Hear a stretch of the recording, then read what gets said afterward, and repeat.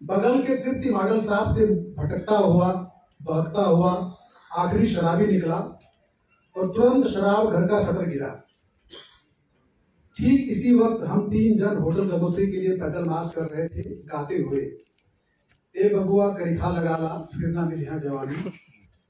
चंदन तिवारी को सुनकर और फिर दाल भात पूरी तरकारी खाकर निकले थे।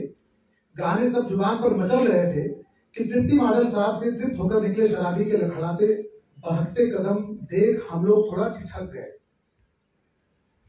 लोकतंत्र ऐसे ही ठिठका हुआ है।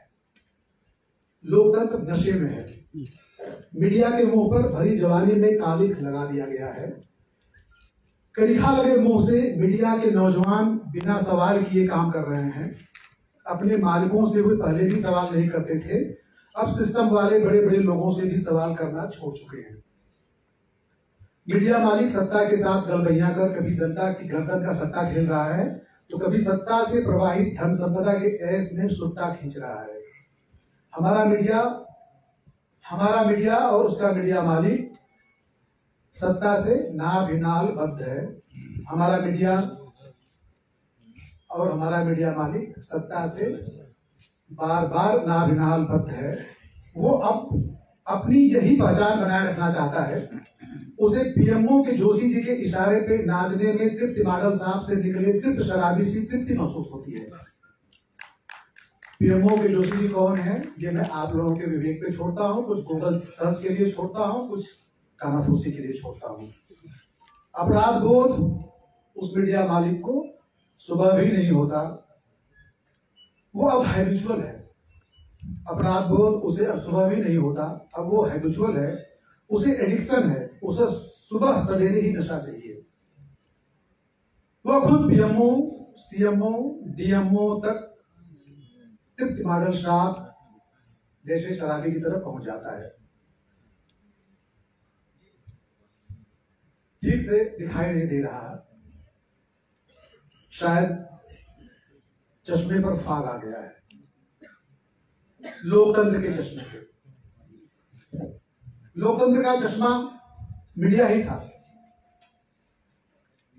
उस पर धुंध है, विजन क्लियर नहीं है। जब विजन ही क्लियर नहीं है तो उनके बोलने बताने को क्या गंभीरता से लेना, ये आप हम समझते हैं। जनता तो अंधी मीडिया के कहे दिखाए बताए को सच मानती है। भले बार बार भगदड़ में कुचल जाए, मल जल से नहाए, लेकिन उसे वही मानना है जो मीडिया दिखाए। और मीडिया क्या बताए? वही जो सत्ता सिखाए, सत्ता बताए। और जो सत्ता की नहीं मानेगा वो छापे झेलेगा, मुकदमे झेलेगा। मेरा विषय है आईटी सेल में तब्दील होते मीडिया घराने। मैंने चैट जीपीटी को कहा, डीपसेक से बोला, ग्रोक 3 को आदेश दिया, मुझे आईटी सेल में तब्दील होती मीडिया घराने विषय पर सुंदर भाषण लिखकर दे दो, क्रांति पिरो देना, सरोकार अटैच कर देना। आजमगढ़ में अरविंद कुमार सिंह जी एंड टीम द्वारा आयोजित विमर्श में व्याख्यान में बोलना है। तीनों मशीनों ने बड़ी मासूमियत से लिख डाला। मैंने तीनों के लिखे को कंपाइल करने का एक कमांड दिया। फाइनल आउटपुट मेरे सामने था, मैं पढ़ने लगा। यार ये क्या लिखा है, अद्भुत लिखा है, गजब लिखा है, बहुत उम्दा लिखा है, बड़ा क्रांतिकारी लिखा है, बहुत सरोकारी लिखा है। मैं इसे ऐसे ही बोल दूंगा, पढ़ दूंगा, लेकिन इसे मैंने नहीं लिखा है, ये सच है। किसी बेचैन आदमी ने नहीं लिखा है, किसी यशवंत सिंह ने नहीं लिखा है, किसी राजीव तलवार की धड़कती बेचैन आत्मा इसमें नहीं है, किसी भड़ास वाले की भड़ास इसमें नहीं है, इसे मसीहों ने लिखा है। ये स्क्रिप्ट अगर न्यूज चैनल का कोई लटकिया प्रोड्यूसर भी बनाता तो इतना वक्त न लेता, इतना जल्दी नहीं बना पाता। पर यहाँ एआई मशीनों ने मुफ्त में झटपट बना दिया। क्रांति का काम भी अब मशीनों के हवाले है। सरोकार को समझने वाली मशीनें ला दी गई हैं। देखिएगा ये एआई मशीनें सब बदल डालेंगी। उम्मीद करते हैं झूठ का नाटक फिर से खत्म होगा, क्योंकि कोई बागी पागल सा आईटी वाला जनता का एआई लाएगा, दुनिया के पागलों की एक टीम बनेगी और कॉर्पोरेट मीडिया के कपाल पर डंडा पड़ेगा। अभी तो तानाशाही एक गोरख पांडे की लाइन थी कि समाजवाद बबुआ धीरे धीरे आई, तो उसी तर्ज पे है कि अभी तो तानाशाही बबुआ धीरे धीरे आई के दौर में हम लोग जी रहे हैं। इस मोड में अखबार, टीवी सत्ता से नियंत्रित हो गए, तो फिर फ्री स्पीच के लिए सोशल मीडिया आया। Blog, web, Insta, FB, x, YouTube, हम लोग ब्लॉग वेब के दौर के ऊपर हैं। इस सोशल मीडिया को अब सियासी आईटी सेल्स ने हथिया लिया है। आप या तो राष्ट्रद्रोही हैं या भक्त हैं, या तो आप संचय बताए जाएंगे या आप भक्त बताए जाएंगे, बीच में कोई रास्ता नहीं है। सोशल मीडिया पे आईटी सेल्स ने जो कर दिया है, एआई आया है अब, ऐसे में आईटी सेल और सोशल मीडिया के दौर के बाद एआई आया है, आर्टिफिशियल इंटेलिजेंस। ये पूरे परिदृश्य को बदल देगा, बस कुछ वक्त दीजिए।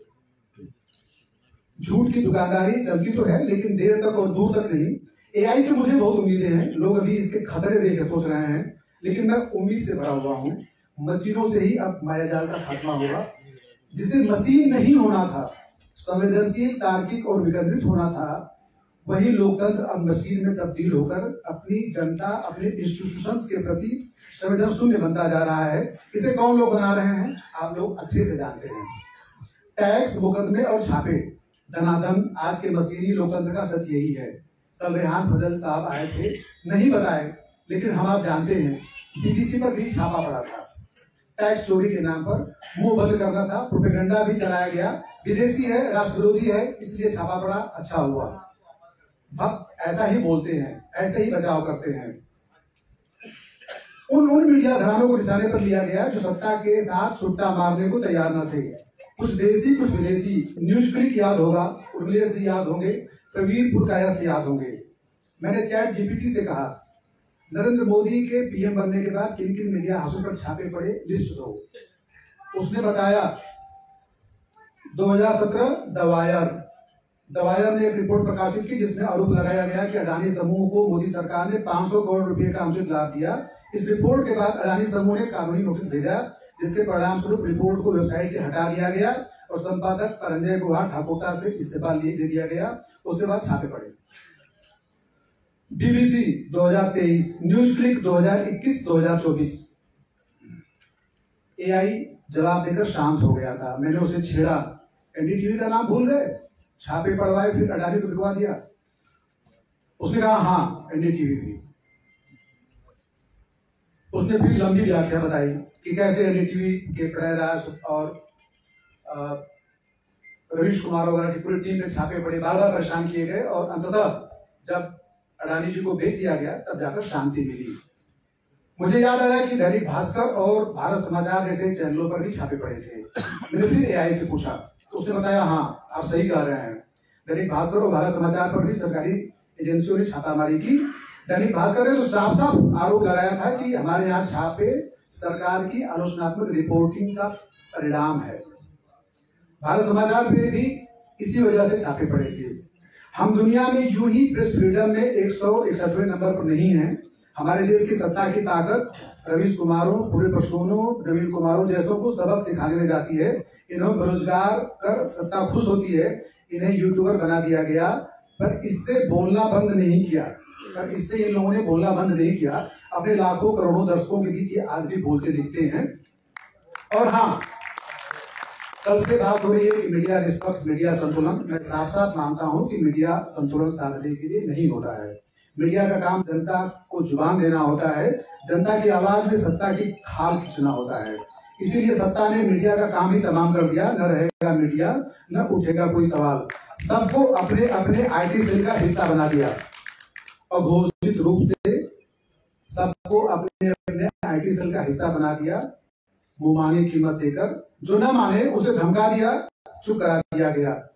थोड़े बहुत जो सवाल करते खबरें दिखती हैं वो मीडिया की क्रांति का पार्ट नहीं होता, वो दरअसल सत्ता की आपसी लड़ाई का हिस्सा होती है। मैं एक छोटा सा इशारा आपको करूंगा कि केंद्रीय एजेंसी पोल्यूशन कंट्रोल बोर्ड की कहती है कि संगम का पानी साफ नहीं है, मलजल है। वही स्टेट एजेंसी कहती है कि बिल्कुल बह रहा है। और दोनों रिपोर्टें, एक ही मीडिया हाउस का नेशनल चैनल कहता है कि बहुत गंदा पानी है, और उसका जो रीजनल चैनल का रिपोर्टर वहां पे जाके संगम का पानी पी के कहता है कि एकदम साफ चल रहा है मामला। बहुत कंफ्यूज दौर है। ये कहीं कोई क्रांति नहीं कर रहा है, ये सत्ता संघर्ष है। अगला पीएम कौन बनेगा, इशारा कर रहा हूँ, उसके इर्द गिर्द पूरी लड़ाई चल रही है। मीडिया भी अंदर खाने, मीडिया तो है ही सत्ता के साथ, लेकिन सत्ता में अब किस ग्रुप के साथ है, इसकी लड़ाई आगे, और हम लोग ये तमाशे होते हुए देख रहे हैं।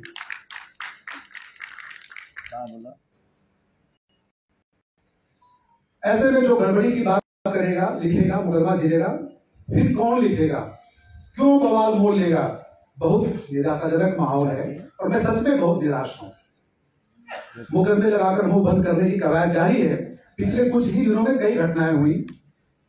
बेड़ियों में जकड़े मोदी और अट्टहास करते ट्रंप का कार्टून छापकर ब्लॉक हुई तमिल पत्रिका आनंद विक्टर की वेबसाइट। एक तमिल पत्रिका है जो बहुत मशहूर है, 38 साल पहले भी उस पर पाबंदी लगाई गई थी।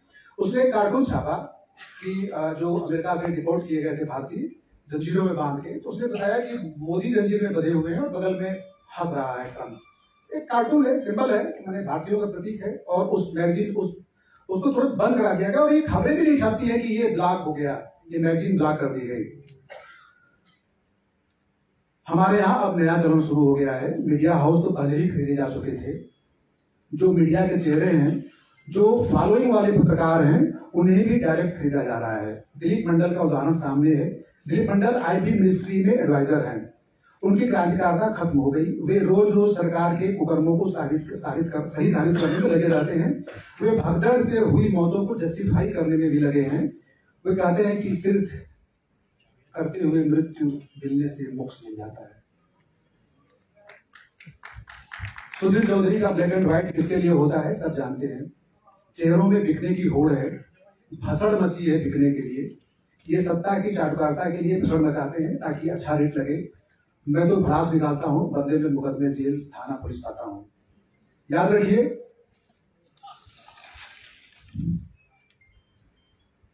जो मीडिया हाउस स्वतंत्र पत्रकारिता से हटकर एक आईटी सेल की तरह काम करने लगे हैं, ऐसा क्यों हुआ? कुछ चैट जीपीटी का जो इनपुट है, जो लिया था, मैं उसको देना चाह रहा हूं बहुत हल्के हल्के में। सबसे पहला कारण है कारपोरेट कब्जा। मीडिया का स्वामित्व बड़े बड़े कारपोरेट समूहों के हाथों में है। जैसे एनडीटीवी को अडानी ग्रुप ने खरीद लिया, तो अब वो सरकार की आलोचना कतई नहीं कर सकता है। नेटवर्क 18 ग्रुप अंबानी ने खरीद लिया, तो अब वो कतई सरकार की आलोचना नहीं कर सकता है। सरकारी दबाव और विज्ञापन नीति। थर्ड है मीडिया में सरकारी और राजनीतिक हस्तक्षेप इतना ज्यादा बढ़ गया है कि शाम को क्या डिबेट हो, अगले दिन अखबारों की क्या हेडलाइंस हो, किस एंगल पे संपादकीय जाना है, इसके लिए बकायदे पीएमओ में एक पूरी टीम बैठी हुई है। ऐसा पहले कभी नहीं हुआ था। जो थोड़ा बहुत संपादकीय स्वतंत्रता थी लोगों के पास, वो एकदम खत्म कर दी गई है। और फिर मैं कह रहा हूँ कि पीएमओ वाले जोशी जी के बारे में आप लोग सर्च करिएगा।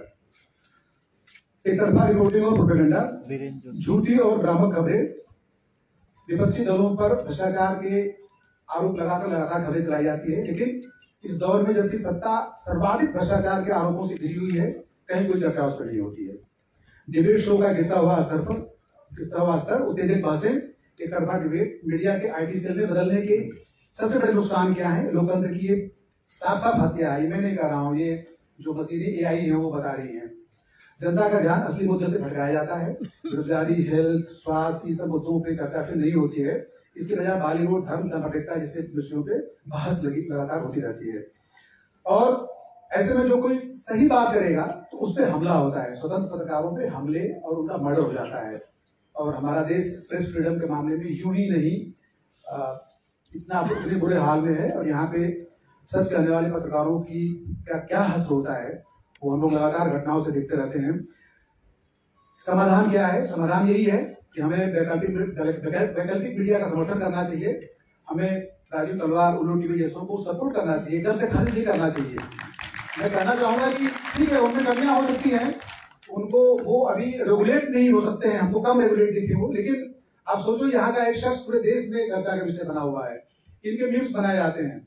तो शायद मैं तो इनमें बहुत पोटेंशियल देखता हूँ कि अब जब मैं 50+ का हो चुका हूं और मैं विपश्यना करने जाने लगा हूं, क्योंकि मुझे निराशा में अब कहीं भी आशा नहीं दिखती है। मैं बहुत ही उम्मीद भर के, झूठी उम्मीद भर के मैं अपने घर में बैठा रहूं, मैं ऐसा नहीं हूं।